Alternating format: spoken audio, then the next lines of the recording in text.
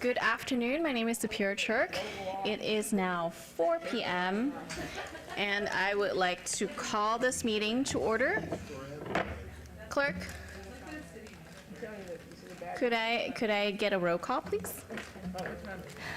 Chair Chirk, Present. Vice Chair Bednarczyk, Present.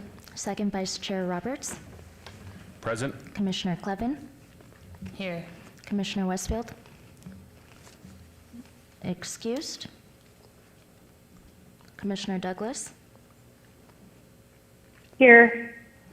Commissioner DeSantis, Here. Commissioner Chi, Here. Commissioner Beals, Here. Commissioner Portnoy. Here. Thank you, Chair. You have a quorum. Thank you. Moving on to agenda item number 2. Are we compliant with the open meeting law? Yes, Chair, we are. Thank you. All right, agenda item number 3, public comment. Comment during this portion of the agenda must be limited to matters on the agenda for action. If you wish to be heard, come forward and give your name for the record. The amount of discussion as well as the amount of time any single speaker is allowed may be limited. Are there any public comment? Chair, through you, this is Yvette Lazoya, Deputy City Clerk. I acknowledge that Ms. Commissioner Westfield is present for the roll call. Thank you.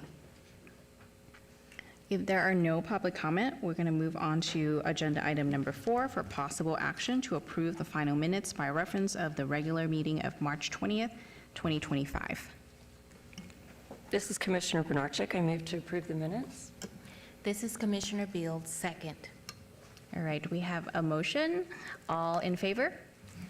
Aye. Aye. Aye. Any opposed? Aye. Hearing none, motion passes. Thank you. All right, we're going to move on to agenda item number 5, report by Superior Churk, or Commissioner Chair regarding a monthly summary of current initiatives, cultural events, and opportunity for all wards. Join us on April 24th from 5 to 7 p.m. for an artist reception for Window on First, The Neon Lake by Bailey Anderson. The installation will be on route April 21st to September 19 along the First Street Art Trail. Join us for Art in the Park Saturday, May 10th at the Rainbow Family Park, 7151 West Oakey Boulevard, Ward 1, and Mayor Pro Tem Kunsend invite residents to enjoy this free Art in the Park event. Save the date for the annual Celebrating Life 2025 award reception taking place on May 29th from 6 to 8 p.m. at Charleston Heights Art Center, 800 South Bush Street. For more information about these events and more Department of Parks, Recreation, and Cultural Affairs programming, please visit www.artslasvegas.org or call 702-229-ARTS or 2787. Do any commissioners have additional events or happening they would like to share? This is Commissioner Beals. And ASAP presents Liberty Crochet Mural in Nevada, A Woman's Worth by Eileen Paseo on today and is opening at 6 p.m. at the Couch in the Desert on 1507 West Oakey Boulevard. And Michelle Patrick is opening her exhibition, Grace, which is located at the West Las Vegas Library.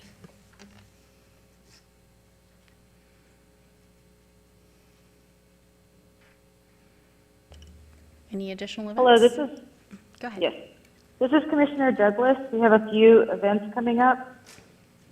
Artist Diane Bush is leading a button-making workshop over at the Nuwu Art Gallery and Community Center. That'll be Saturday, April 19th from 1 to 4 p.m. And that's located at 1331 South Maryland Parkway. And this is for the National Day of Resistance. There's also the May 3rd Paiute Spring Festival at the lawn at downtown Summerlin from 10 a.m. to 3 p.m. There'll be local demonstrations from powwow dancers, bird singers, art workshops, and native art vendors. Also coming up at the Nuwu Art Gallery and Community Center is Final Friday on April 25th, 2025 from 5 to 8 p.m. come celebrate the closing exhibition of Lolita Devilay's High Roller Bloom. There'll be free food, music, games, and community art projects. Also coming up is an educational and arts workshop called Native Bound Unbound, a gathering in storytelling and remembrance led by Dr. A.B. Wilkinson and Dr. Esteban Real Galvez. That will be held at the Nubu Art Gallery and Community Center on Wednesday, April 30th, 2025, from 6 p.m. to 7:30 p.m. And, and by invitation only at the Cooper Rush Studios is You Are This Universe exhibition. And, I don't have the address for that, but it's at the Cooper Rush Studios.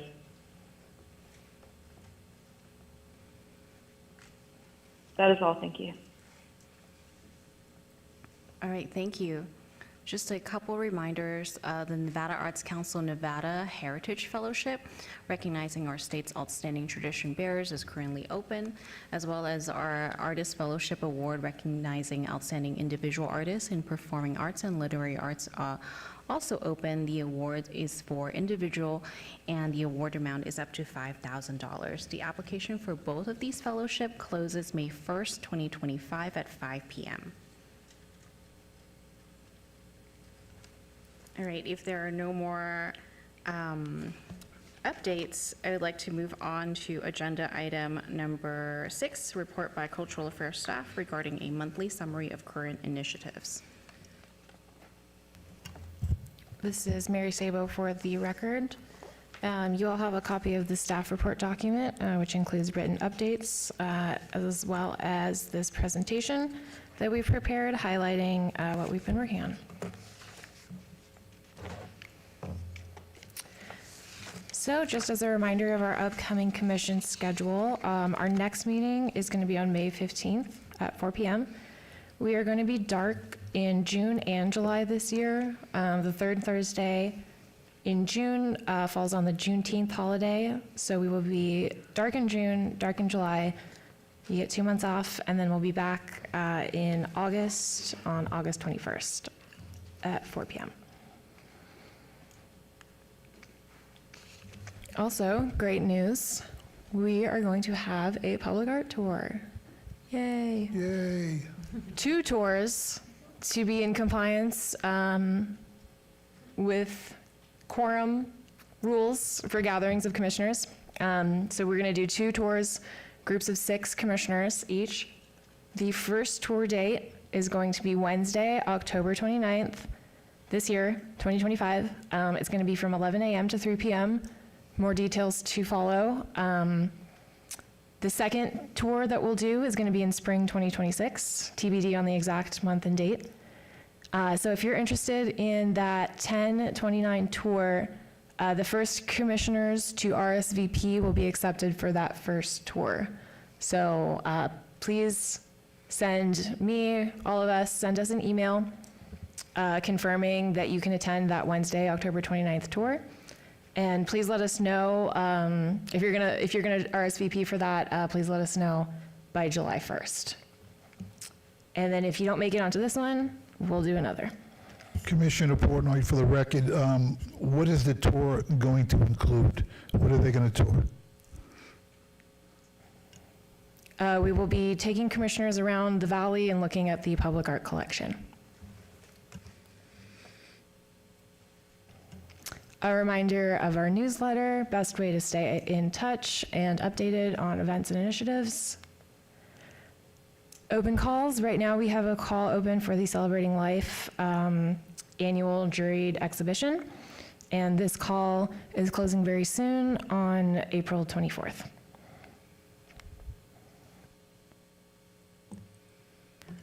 Holly Lay for the record. We have finalized our contracts with 3 artists for our new 3 on Main rotating temporary sculpture program. This project is aimed at fostering emerging public artists and sculptors working to build a resume for larger future public art installations. We are excited to work with 3 new artists that are not represented in our permanent collection, but very talented local artists who have worked in sculpture for many years, The artists are David Fay, Ross Takahashi, and Vision. And these works will be installed this summer and on view for 2 years. Laura Machado for the record. We're also working on another iteration of the Aerial Gallery Banner Program. The Public Art and Gallery Program is partnering with 8 very talented local artists for the upcoming 2025 banner installation. These banners are set to be installed along First Street Art Trail by December 2025. We're really looking forward to this installation. We're also working on the Civic Center Building Interior Public Art Project. As you know, we've commissioned 4 artists to create artwork for the new interior space of the Civic Center building. We have Jig Depio.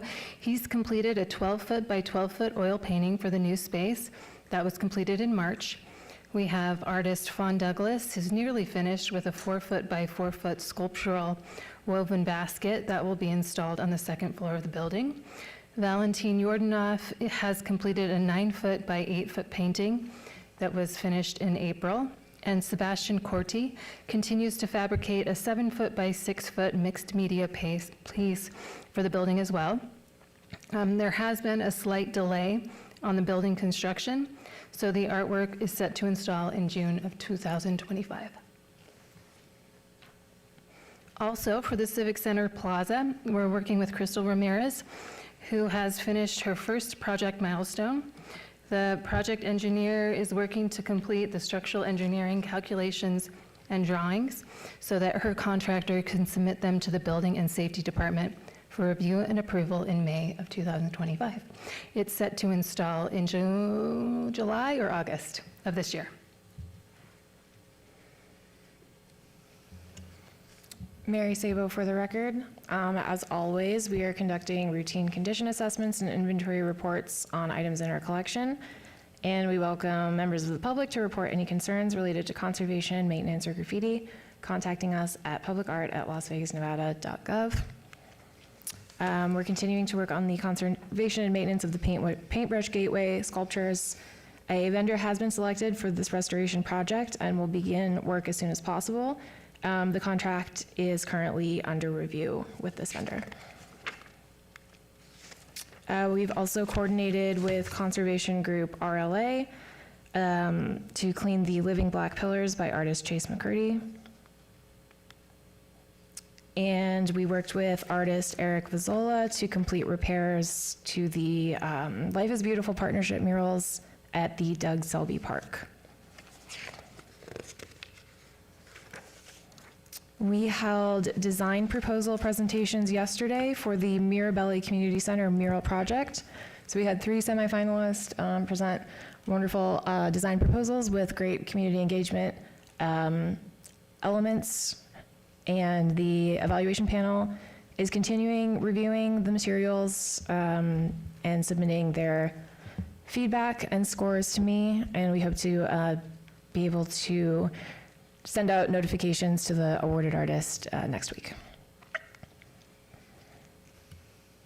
Laura Machado again. The Public Art Program hosted a Contracting Best Practices for Artists workshop, part of our public art education series, on April 3rd. It was presented by student attorneys from the Economic Justice and Small Business Clinic at UNLV's William S. Boyd School of Law. The class was designed to help artists navigate the complexities of legal contracts. It was a very successful workshop. We had an overwhelming response.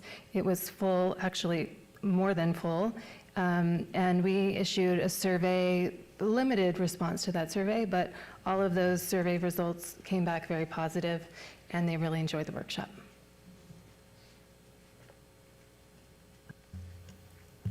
This is Mary Sabo. We're working with the artist group CR2 to develop the seed sculpture for the Boulder Plaza. They have completed their structural engineering plans, which are in the hands now of Building and Safety. We're still working on the contract modification, getting that finalized. The new completion date for this project is going to be March 2026.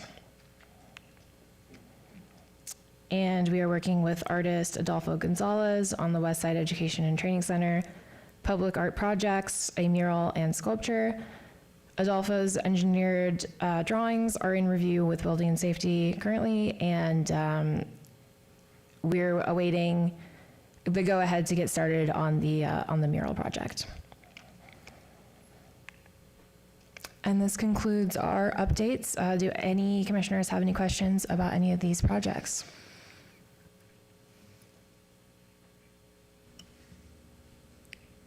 All right, thank you very much. Thank you for all your hard work. If there are no questions, we'll move on to agenda item number 7, presentation by Scott Proctor and Robert Park, Nevada Art Printers, regarding high-resolution scanning and print services.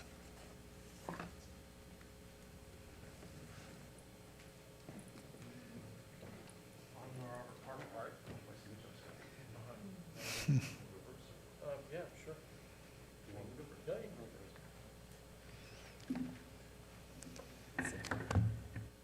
Press this button to talk, Thank you. and then here is this. Yeah. That's how you click to go next, and then the smaller button is Go to backwards. Okay, thank you. Thank you for your time. This will be brief.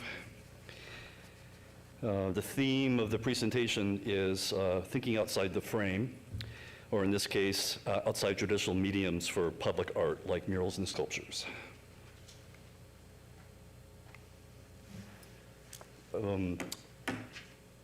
Pretty much any city vehicle could be a platform for art. It doesn't have to be a bus. It could be a maintenance vehicle.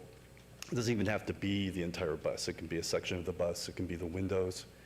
Different applications work for different vehicles. Pretty much anything can be wrapped with the new materials that we have and the technology that we have now. I saw this on the section before this, so it's good to see you guys already addressing this, but public art on pole banners is a fantastic way to display different artists, different applications. It's good to see you guys already working towards something like that, so obviously that's not new to you. This is kind of fun and new. Pretty much any public wall space can be converted cost-effectively to display art. There's a one-time install of aluminum frames. The frames are light and thin. Graphics are printed on fabric and easily interchangeable. You can easily install new art based on seasons or special events. These are a great, effective way with hallway space, just empty space, so people can see new artists, and they're very, very easy to interchange.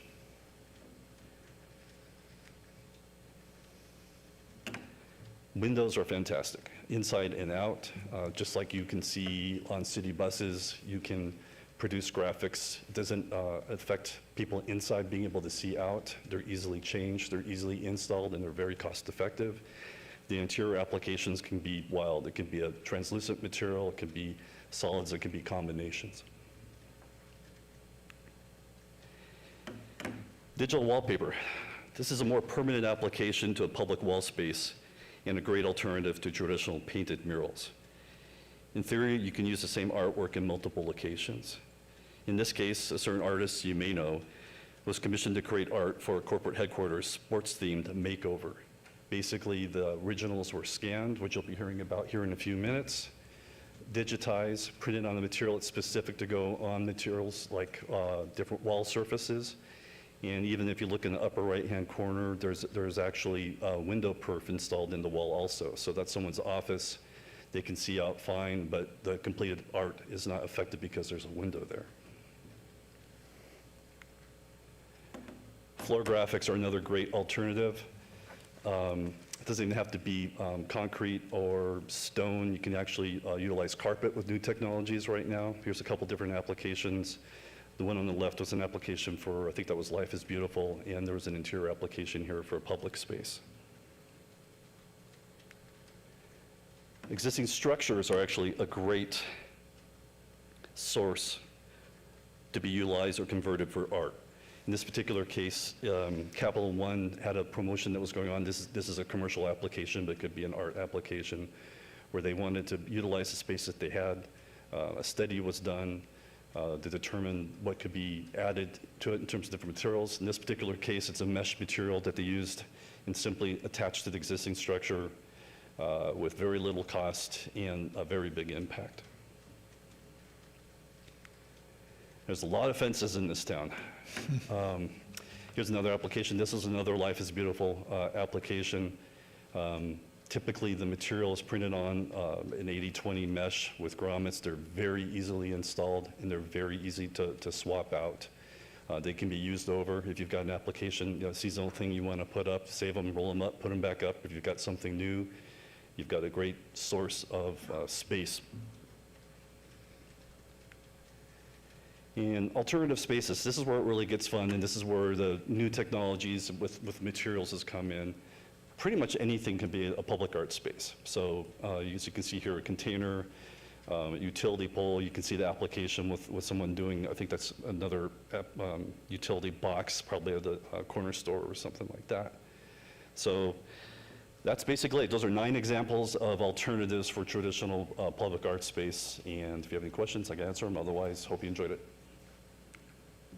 Sir, may you state your name for the record, please? Scott Proctor.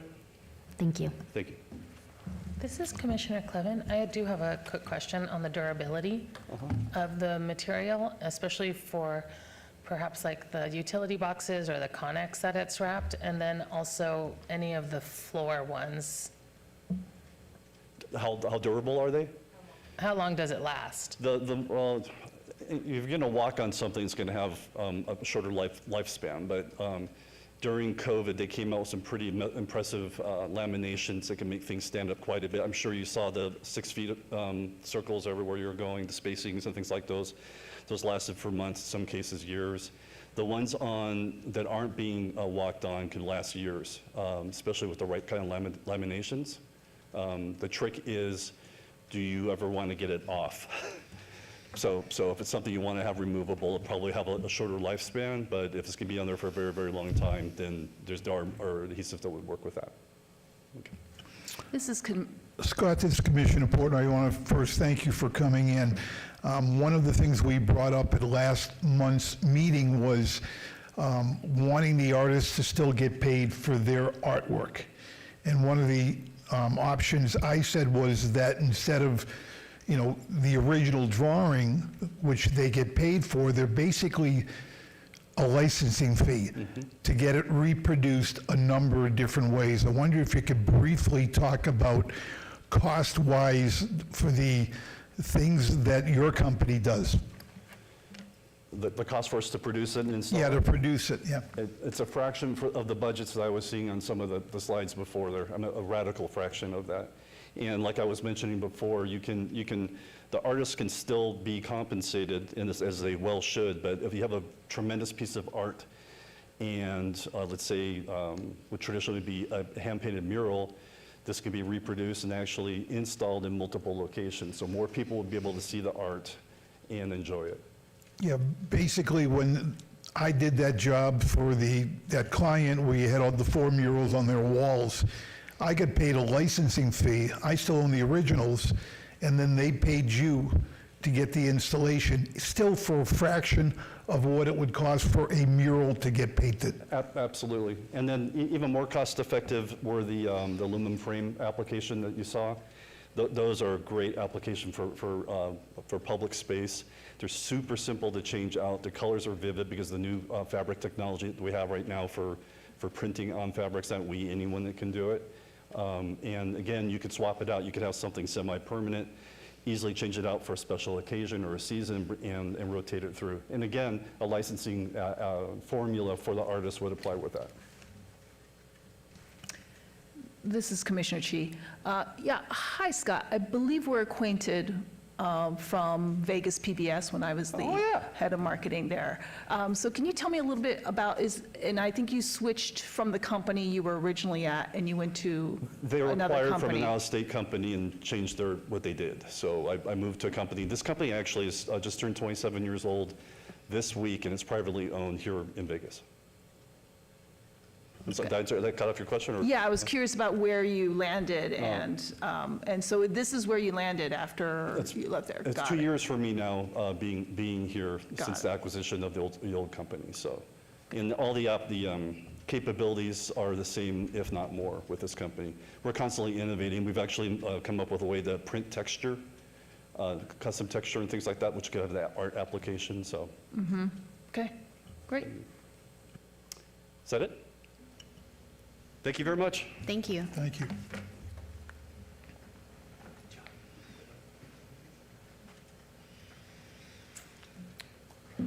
Hi, I'm Robert Park, Nevada Art Printers. I did bring a PowerPoint, but I don't know if it's too late to plug that in, but I can just read off of this.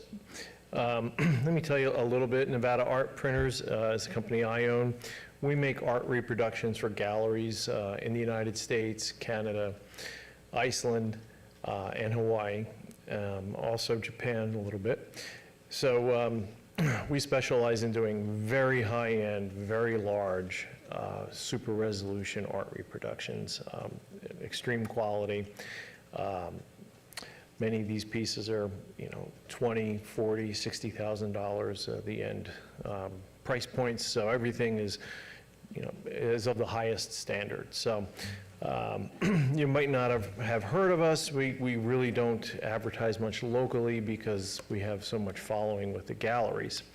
But before I get into this, I just wanted to segue back into what we were going over with all the graphics and banners.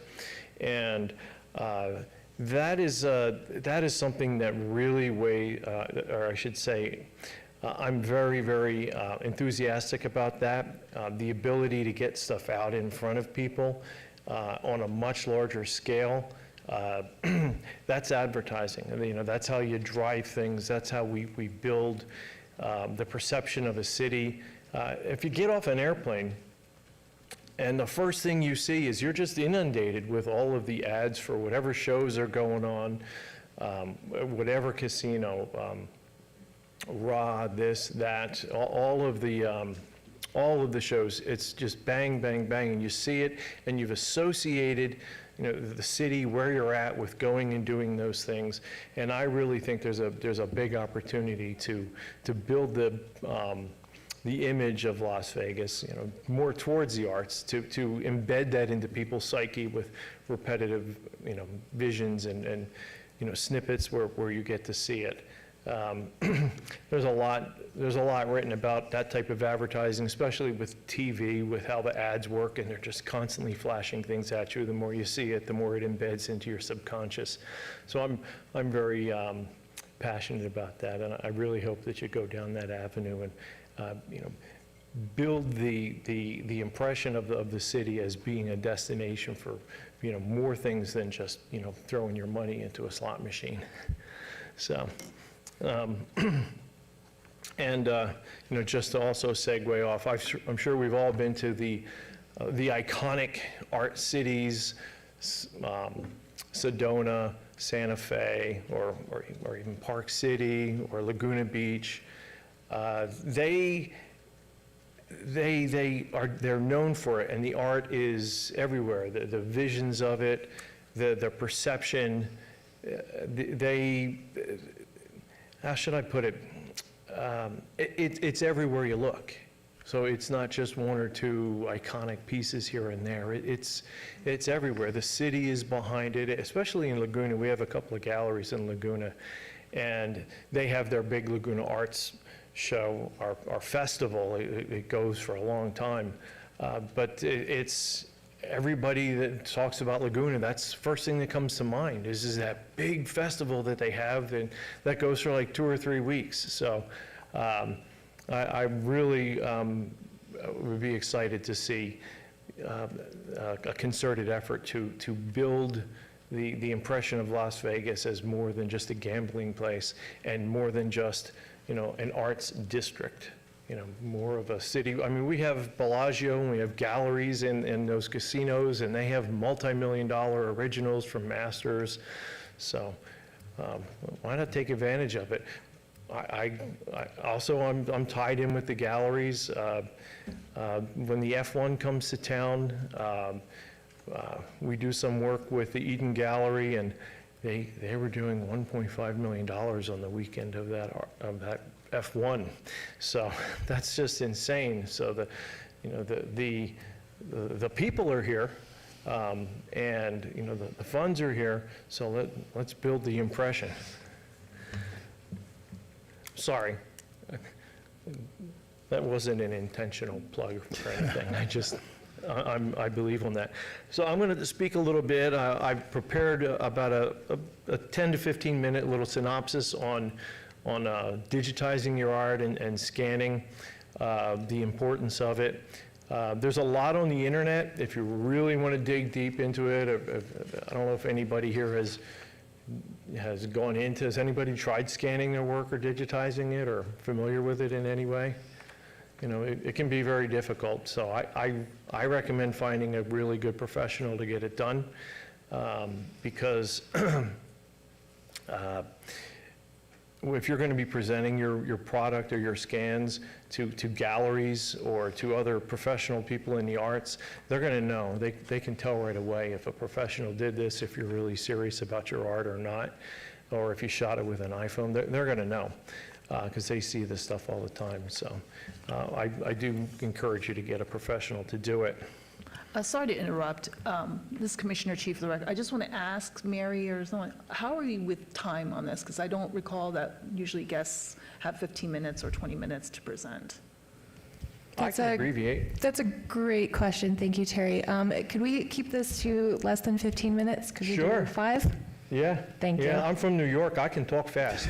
Let's do 5. Thank you This very is much. Commissioner Portnoy. Robert, I want to really kind of focus your past. You're a master photographer who went into the printing end of it. I think that's important. I think what's important is your process of digitizing. Kind of explain that in layman terms. You don't put it on a flatbed scanner and scan it. You actually photograph the original artwork. So a little bit about that, I think, would be helpful for the rest of the commissioners. Yeah, sure. Okay, well, riding in on that, I'll sidestep this for a bit. I was a large format film photographer for many years. I had a gallery in Zion National Park, Park City, and St. George. And then later, I opened a gallery with 2 other famous artists in the Palazzo. It was a 5,000 square foot gallery. We were there right next to Burberry for 4 years, and then over in Caesars. And we also had a gallery in Manhattan on West Broadway. So my background was in large format film photography. Anybody that's been an artist for a long time knows the old days when you wanted to reproduce a piece of art, or you wanted to make a copy of it or something for archiving. You would go to a large format photographer. They would shoot it with the 4x5 plates of film. We would photograph it with color bars and various lighting techniques for accurate color. So that led to me doing a lot more of that, and that's a significant part of what we do here. Photographing your art may seem conceptually simple, but there's a lot of things that make or break the accuracy of the colors, the resolution that you'll get, evenness of lighting. Very, very large lights. You need to have very large lights back a bit. You're going to deal with reflective surfaces. So that's special lighting techniques.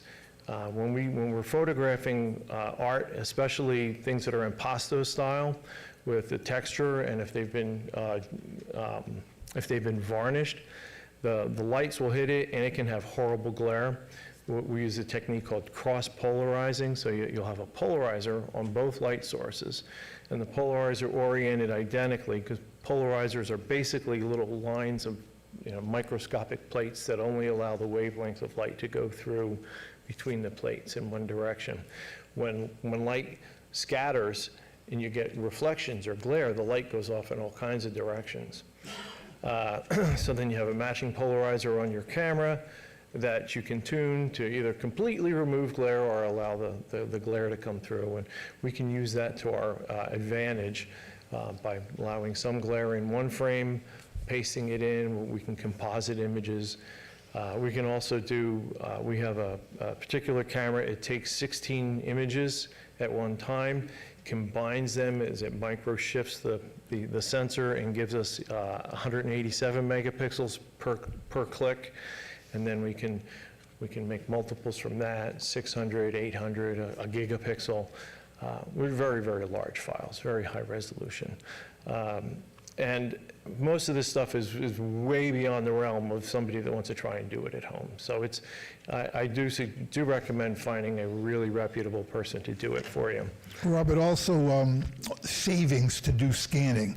I brought up with the rest of the commissioners last month how inexpensive it is to get a high-resolution scan. And once you have a scan, what size do you want it? What surface do you want it printed on? Oh yeah, that opens up a lot of possibilities. And there's also the new digital realms as far as NFTs and other types of tokenization that, that's going to ebb and flow as there's more adoption of those things. But there was a huge craze of NFTs and stuff that we were digitizing for that a couple of years ago. But the ability to scan something and even greater, after it's scanned, you can go back and fix the oops that you didn't like, the things that you wish you had done this or that, or maybe punch this area up a little bit, sharpen an area here, and then all of the medias that we can print it on. With really, really tight color management, we can get the same colors across all kinds of media. You're just going to have the different effects of the aesthetic effects of textured fine art paper, versus a glossy paper or an EPO paper. So it depends on what media you worked on. Generally, the media that you painted the original on is what the reproductions look best on, though. What's the cost? Can you give a little breakdown? Is it per square inch? How do you, in other words, if something comes up with the rest of the commissioners, is it cost effective to go this route opposed to painting the side of a building? Oh, well, it's enormously, there's an enormous difference in cost there. To do the high resolution capturing, it depends on how big the original is, and it can go from, say, $65 to $250, depending on how big the original is. And that's because as they get bigger, we literally have to digitize a section, shift, digitize another section, shift, digitize at 180 megapixels each shot, and then combine them, which yields super high resolution files. Thank you for that. So I'm sorry to cut you off. I didn't mean to. Are there any other questions for the commission? Thank you so much for your presentation. Okay, all right. Do you have anything else? Did you want a copy of the? Did Sure, anybody yeah. want a copy of it? If you can give it to the staff, they can share a copy with us. Sure. Yeah, okay, great, thank you. Okay, moving on to agenda item number 8, report by Cultural Affairs staff regarding educational programming calendars for all ward.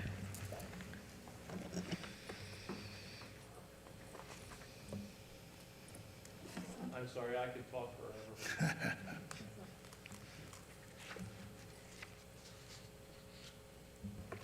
This is Mary Sabo for the record.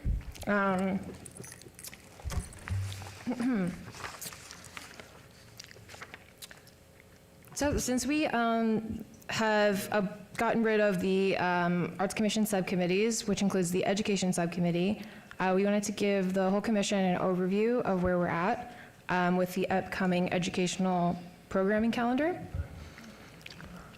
So here's a snapshot of that calendar. I put a printed copy of this in your binders if you want to grab that. I know we don't have any solidified dates on here at the moment, but just to keep it in mind, and we'll of course update you when we do have those solidified dates. But we're planning to work with artist Bailey Anderson on an artist talk in conjunction with her current installation in the Windows on First space.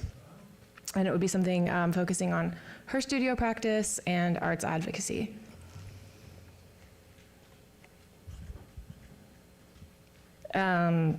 We're also planning an artist panel with the artists that have been commissioned to make work for the Civic Center building and plaza, and a workshop and talk with artist Kat Riles, who will be exhibiting in the Mayor's Gallery at Fifth Street School this October. We're still, as I said, we're still confirming the dates and details, and we're going to be working with Louise Ledress next year for her. I'm sorry, could we get some silence from the folks in our audience, please? Thank you. When she installs next year in the windows on First Space, we're going to do an artist talk and workshop with her that focuses on creating a successful proposal. Do any commissioners have any questions about our upcoming calendar? This is Commissioner Clevin. I really just want to applaud the staff for selecting these and stewarding this program so well. I can already see an effect on the community and the different types of artists that are applying to our open calls, and I think it's a testament to you guys for putting all of these together and getting such great response. The fact that so many people went to that contracting workshop, that people were sitting on the side and they didn't have a table to take notes on, that just means that there's a lot of need in the community and we're filling it, and I applaud you guys for doing that, so thank you.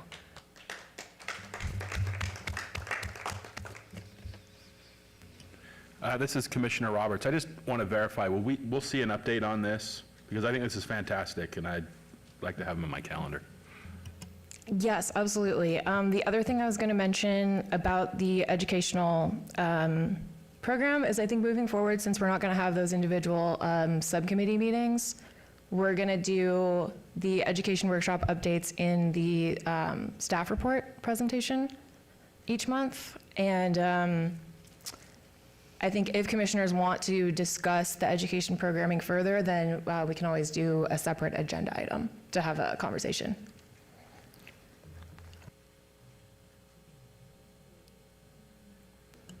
All right, thank you. If there are no more questions, we'll move on to agenda item number 9, discussion for possible action regarding the acceptance of a donation of artwork by Denise Durate into the city's permanent art collection. No fiscal impact. This is Mary Sabo for the record. Our team was approached by local artist Denise Duarte last month.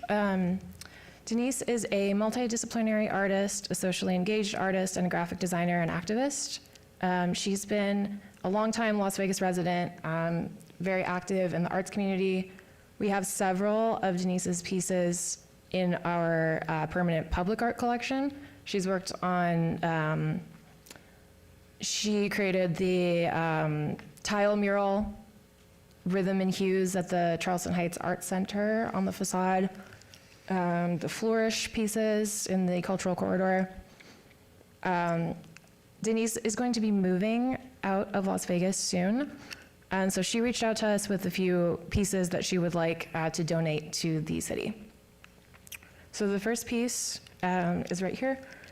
This is O-S18B. It was created in 2007, and it is stoneware, plaster, glaze, paint, wood, stain, grout, thin set. Those are the dimensions, and this is a wall-mounted piece. The second piece is Terra Las Vegas. Similar dimensions and the same material.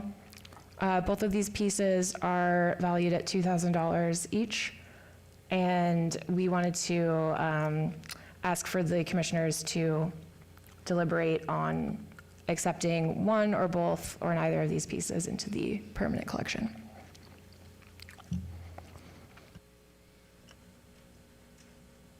This is Commissioner Chi. I make the motion to accept both pieces. This is Commissioner Clevin. I just want to have a little bit more discussion before we move to a motion, if we could.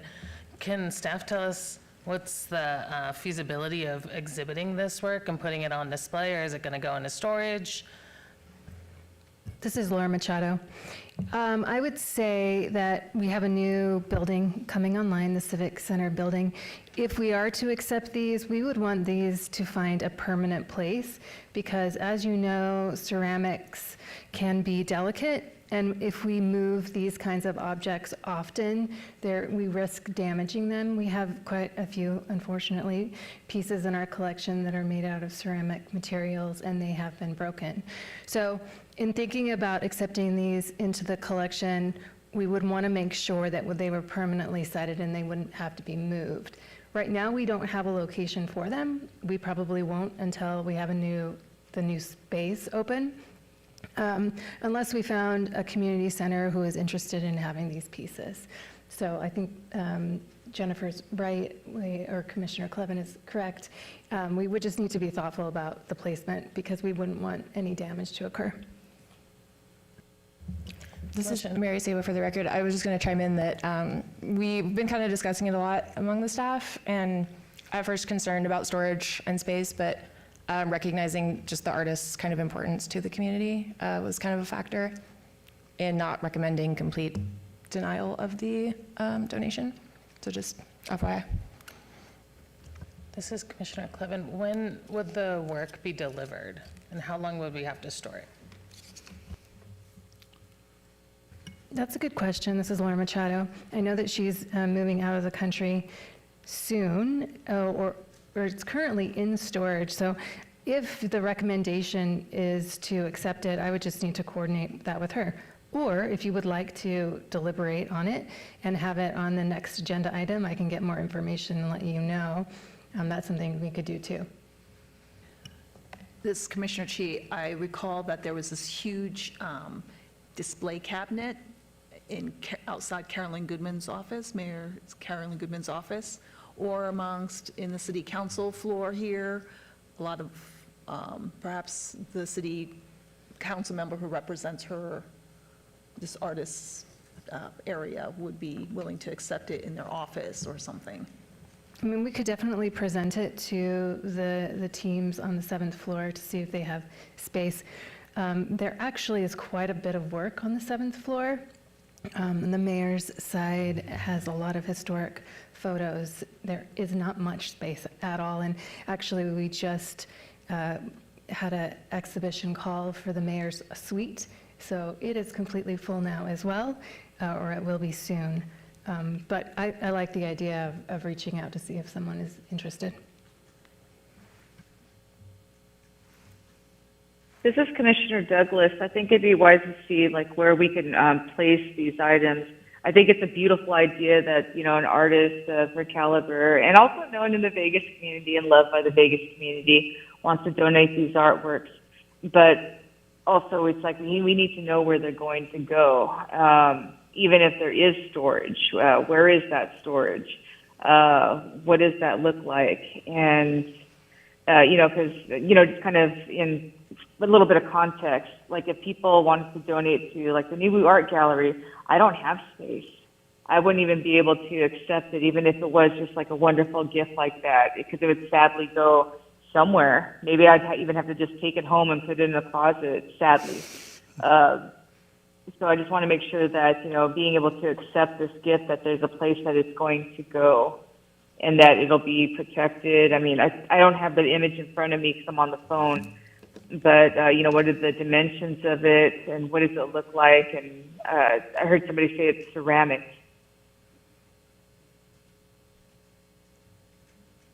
This is Commissioner DeSantis. I think we should table this to the next meeting. Darby? Sounds great, thank you. Do I have to do anything to table? A motion to table? Okay. Abeyance. I motion to abate? Abate? Is that right? Do I motion to abate? This is Sapir, I motion to abate. This is Commissioner Roberts. I second that motion. All in favor say aye. Aye. Aye. Aye. Aye. Aye. Any opposed? All right, motion passes. Thank you. Okay, moving on to agenda item number 10, discussion regarding topics for future agenda item. Comments made during this portion of the agenda by individual members shall refer solely to a proposal for future agenda items, and any discussion shall be limited to whether or not such proposed items are within the purview of the commission and/or whether such proposed item shall be placed on a future agenda item. No discussion regarding the substance of any such proposed topic shall occur, and no action shall be taken. This is Commissioner Beals, and I would like to add Ms. Sally Dobler, who is the CEO for the Mayor's Fund, the City of Las Vegas's Mayor Fund, to present during the next meeting during the month of May, because she is responsible for raising funds for our beautiful public art installations. Thank you. Any other agenda items? Okay. This is Commissioner Douglas. I don't know if this is something for an agenda item or maybe it's just something to recognize now, but there is a major supporter of the arts in Las Vegas, a woman who's passed away this week, Elaine Wynn. Is there anything that the Arts Commission can do to honor her, or is there a statement or something that could be added to the next agenda, or is there already something that is being circulated? We can certainly discuss that during the next meeting. Yeah.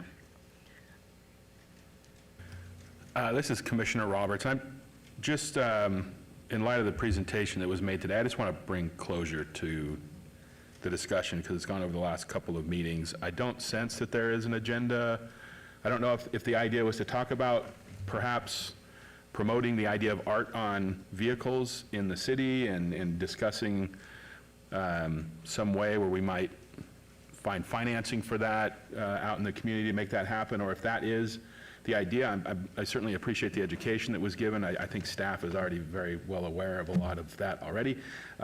So I just want to bring that to closure. If there is not anything more than, the knowledge, that's fine, I understand it. But if there is an activity to do something more with art in places that we are not, I would like to finalize that conversation at some point. Yeah, this is Commissioner Portnoy. I just wanted to bring the two gentlemen in today to introduce themselves and what they do in their businesses. I think personally there's a lot of application. I know New York City does a traveling city vehicles, artwork all over the city, and I think for future discussion, we shouldn't end it right here, but we should continue the discussion to possibly looking into a traveling art exhibit on city-owned vehicles, which is interchangeable for a period of time during the fiscal year coming up. I just think that's an alternative to get more people involved rather than locating the artwork in certain one-place areas. This would be a traveling exhibit throughout the city of Las Vegas. So maybe we can bring that up for further discussion next meeting. This is Commissioner Roberts. Just maybe to staff, is this something that would be born of conversation here, or does someone need to go out, one of the commissioners need to go out and do some legwork with somebody from the city council to see if they can get some support? So this is Laura Machado for the record. I think you guys are here overseeing the Percent for the Arts Fund, and that fund has a lot of stipulations tied to permanence and its connection to infrastructure.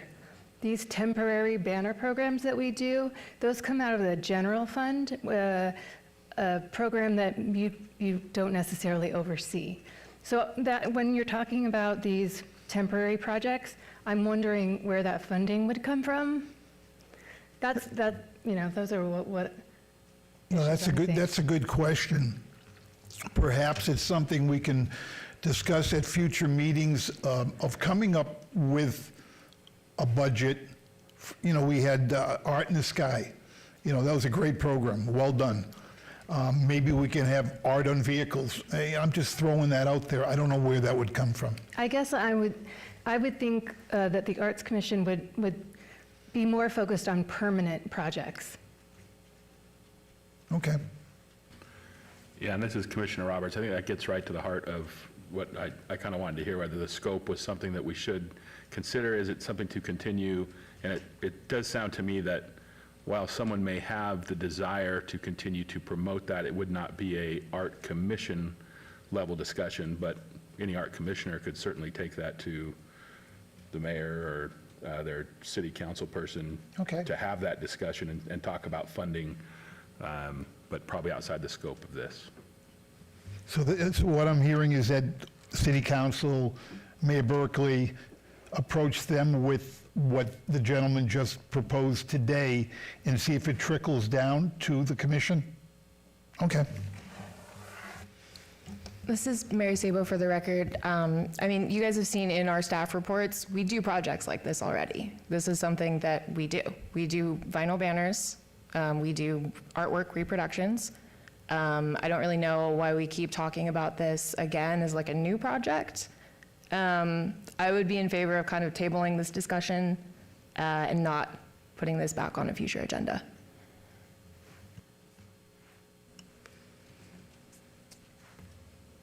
Okay, any other comments, thoughts?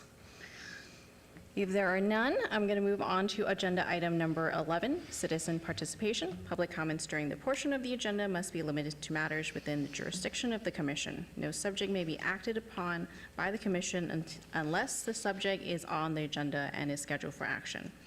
If you wish to be heard, come forward and give your name for the record. The amount of discussion on any single subject, as well as the amount of time any single speaker is allowed, may be limited. Are there any public comments? All right, seeing none, we'll move on to agenda item number 12 for adjournment. This meeting is adjourned.